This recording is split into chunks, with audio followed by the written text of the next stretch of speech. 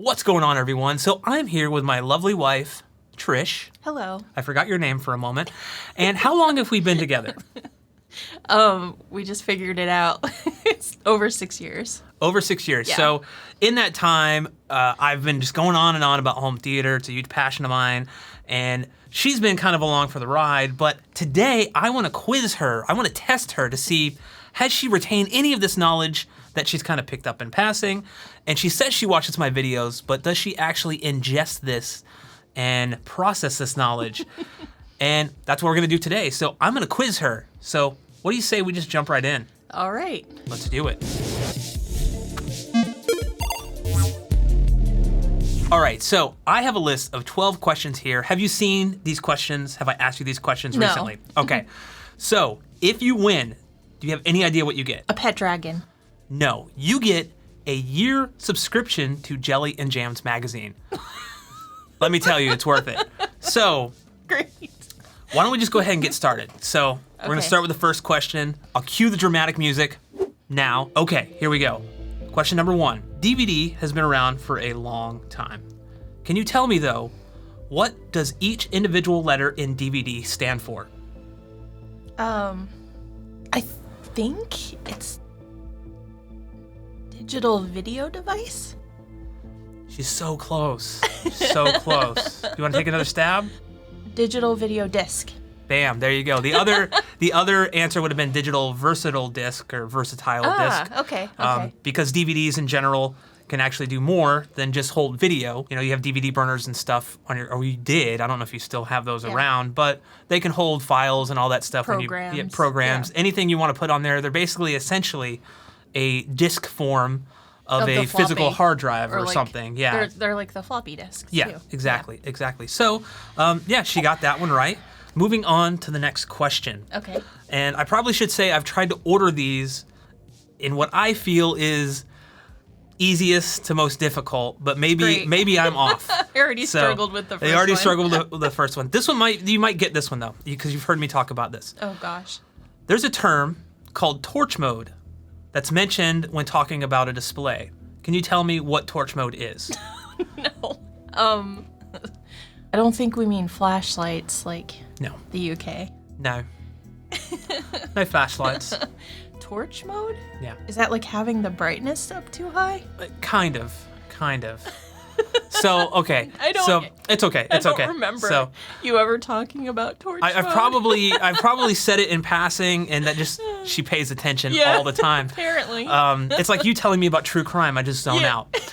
or animals. Exactly. So torch mode is typically referred to as like whatever the default picture mode on a TV is. So when you go to like a Best Buy or Costco, it's on typically vivid, which is like brightness cranked, contrast cranked. They got all of this other stuff turned on that makes it just doesn't do anything. Like the colors too. Yeah, like the color's too cool or too whatever, and it's typically not representative of what the TV can actually do. It's not anywhere close to accurate. So that's what we call torch mode. It's basically to stand out in a warehouse full of other TVs. Wow. Okay. So, all right. So we're learning things. Yeah. So we're going to do a follow-up quiz, by the way, in about a year with all these same questions. That would actually be pretty funny. All right. Here is the third question. Okay. You've missed one. You've gotten one. So she's even right now. What is an AVR and what is its purpose in a home theater? An AVR. I'll give you a little hint because Audio video recorder? oh man, she's so close again. It's that last one. Audio video. Maybe I'll ask. Remotes? Maybe I'll ask for a little more information. So typically, your speakers are hooked up to this device. All your video signals and everything are hooked up to this device. Receiver. Audio video receiver. Yes. And what is its main purpose in a home theater, other than like video switching and stuff? What? Sound. But what does it do? I mean, you can control the audio with it. Right. So the more, I guess, complete answer is like it's meant to drive speakers most of the time, unless it's like a preprocessor or something like that. But basically, a audio-visual receiver. You had the first part right. But you know what? I'm going to give you that one because you actually said AV receiver. So right now, you're 2 for 1. Okay. Moving on to question number 4. Motion interpolation or motion smoothing is more commonly known as what? What? Motion smoothing?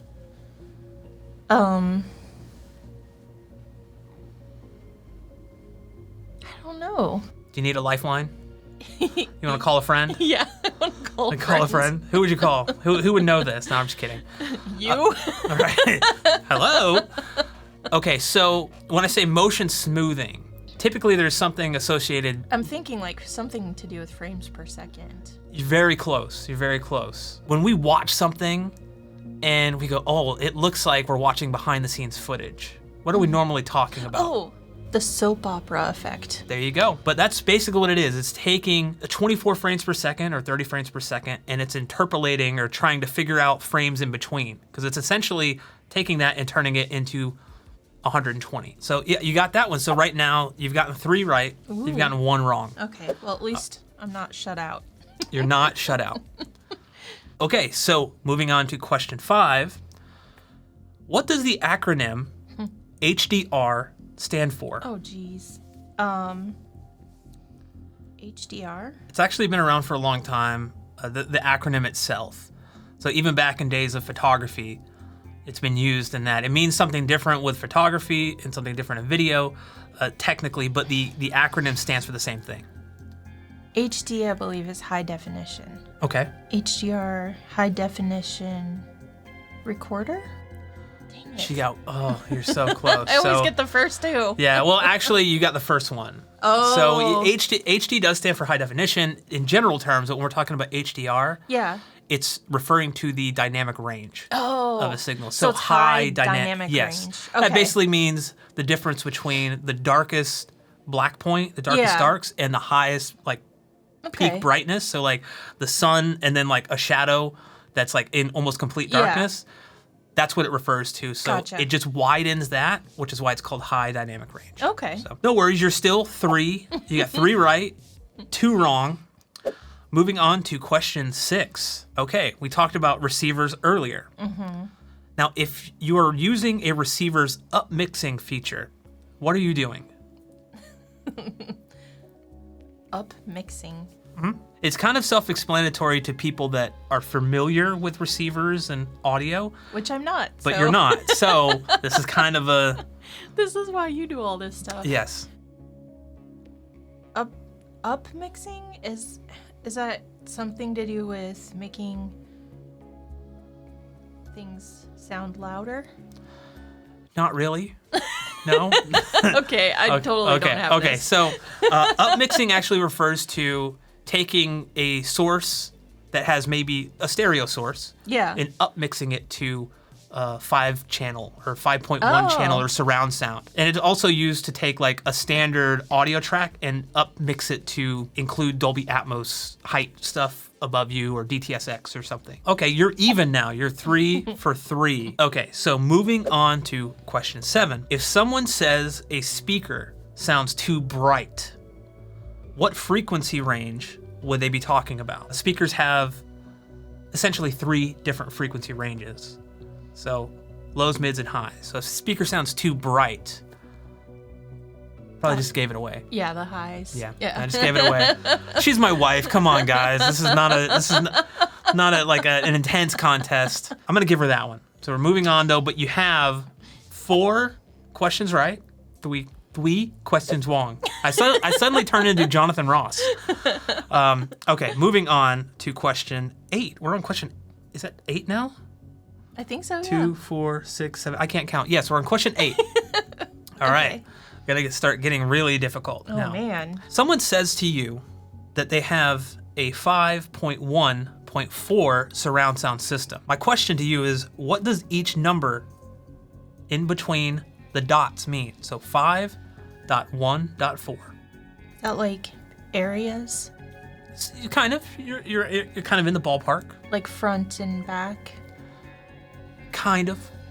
What is it? Okay, so 5 is technically what they call the bed layer. That's the main speakers. That's the front, the center, the surrounds, anything that's kind of like at ear level Okay. or even slightly above. So sometimes surrounds are slightly above. The .1, the one in the middle, refers to the subwoofer.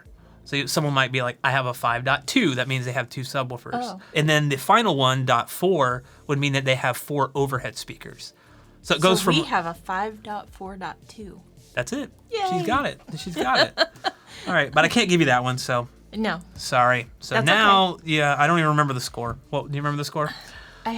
I still have 4, right? Yeah, you have 4, and so I think you're 4 for 4 now. 'Cause You now know we're on what? question 9. As I'm editing this, I could just put it down on the bottom. She's like, Maybe that's a wrong, better idea. correct, or something. So we'll let me, in the future, do all the work instead of me right now. Thanks, future Brad. Thanks, future Brad. So moving on to question 9. When playing a game on a newer display, many people look for a feature on a new display called VRR. What does VRR stand for? Visual rapid response. Man, no. I mean, that was a good guess though. Visual rapid response is something that awesome. I mean, you're saying video games, and that's what's important. Yes. So Yeah, it's video I don't games. know. So VRR stands for variable refresh rate. Basically, it's a way for the game console or PC in the display to talk to each other, and the PC or game console will tell it this many frames per second. That's what you need to display. So Okay. you got that one wrong. I'm sorry. That's okay. All right, moving on to question 10. Below a certain frequency, we can feel bass instead of hearing it. Oh man. Can you tell me though, at what frequency do we start feeling bass without necessarily hearing it? We feel it, but we don't necessarily. There's a very specific frequency that below that we start feeling it, above that we start hearing it. I want to say like 20 decibels. If we're talking about frequencies, decibel is a unit of measurement of how loud a sound is. Mm-hmm. But if we're talking about frequencies, what are frequencies measured in? Hertz? So 20 hertz? she got it. Yay! That's the correct answer. So yeah, I wow. Okay. I'm sorry, what'd you say about me being smart? You're very smart. You're very smart. That's kidding. yeah. I mean, you know, the thing is, she is not a home theater No. fanatic like I am. I enjoy it. She enjoys it, I and just she enjoy enjoys the outcome. It's Right. kind of like, you know, a lot of people love having really good cake. Do they necessarily bake them? So she enjoys the benefits of me knowing all this stuff. Yes. And that's good enough for me. Okay. Yeah. So, but you did get that one right. So you can look at the Yay! score down below. I'm not even paying attention to that anymore. I think it's Okay. 5. It's something like that. Well, something like that. So, all right. So moving on to question 11. Oh gosh. Most films are shot in 24 frames per second or 24 hertz, but most consumer displays for years have been 60 hertz, with 120 hertz becoming more common in the past few years. Okay. Can you tell me though, in regards to 24 hertz or 24 frames per second, what is 3/2 pull down? Wow. These last two questions are kind of difficult. 3-2 pull down? Yeah. Think about this. You have 24 frames per second, or 24 hertz, and then 60 hertz, or 60 frames per second. I'm thinking it's something like 812 or something. I mean, I'm thinking math because if Yeah. it's 24. It's honestly a really simple answer. It's just kind of almost like worded, very trick. Like, thanks, Brad. Okay. I worded this. I don't think. I mean, I'm sure you've mentioned it, but I don't. I don't know that I remember 3-2 actually pull down. have mentioned So it. mean. I know. I'm sorry. Maybe I have. What is it? What is it? So it's basically, I've actually probably talked about what it is, but I've never said 3/2 pull down. It's just a way of converting 24 hertz material, 24 frames per second material, to a 60 hertz display. Oh. So it's taking okay. that 24 frames per second, converting it to 60, so it will be displayed. Oh man. And then we have a cat. Okay, moving on to question 12 before we get rudely interrupted. You better not jump up here. We have a cat down here. A final question, okay? You missed the last one. Now, if you get this question, you'll take home the prize. This is the bonus? This is the bonus. This is the final question. This is winner take all. With LED displays, some have a higher number of dimming zones that darken or brighten depending on what's happening on screen. These zones are a major feature on a television or display and often referred to as FALD or FALD. What does FALD stand for? Wow. I've definitely talked about this with you, especially when we were buying TVs. Like, would Stargate look good on this? Yes. Great. Maybe. Maybe. Depending if they actually like went back and properly remastered the darn series. Come on, Amazon. I think Amazon owns the rights to Stargate now. Anyways, FALD. Fast altering light display. What is that even? Fast altering light display. I don't know. We're creating new home theater terminology here today, folks. You heard it here first.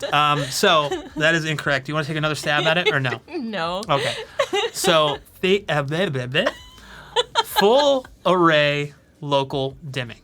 Oh, okay. So I said dimming zones. I Yeah. try to throw those in to kind of. I mean, if you don't know about it, you don't know about it. But basically, like I said, a television or display has zones. Or Yeah. most of them, the ones that have the FALD, do Wow. have the zones where like our TV, for instance, has I think 792 zones. So Wow. like on an 85-inch display, it's a lot, right? Yeah. I think our older 65-inch TV has like 128. Wow. So the more zones you have, Okay, typically. now I remember what you were talking about. Remember? Okay. Yeah, So, I just don't remember what it was called. So you get typically you get better brightness and better like basically your picture quality is much better. Doesn't apply to stuff like the newer like OLED TVs, the OLEDs, so like organic light. Organic light emitting diode is what it stands for. But No, you didn't ask me that one. yeah, and that I actually was going to, but I was like, no. Would you have gotten that one if I asked you? Yeah, I know what I know what LED is, and I Yeah. know that LED is organic. So Well, darn it. that's So, okay. okay. So the final score is I don't know, but we'll put it on the screen here. And But I didn't completely bomb, which I thought you did it, and you got quite a few of them right that I didn't Yes. think you would get right. I mean, I may have given you some hints you here did and there. give me some kind of like lifelines, but I don't know. It's so technical. It is. It's very technical, and you did great though. I'm really proud of you. Thanks. You know what? I might get you the Jelly and Jams magazine subscription. Thank you for watching, everyone. If you enjoyed the video, go ahead and hit the like button, and we'll catch you in the next one. See ya. Bye.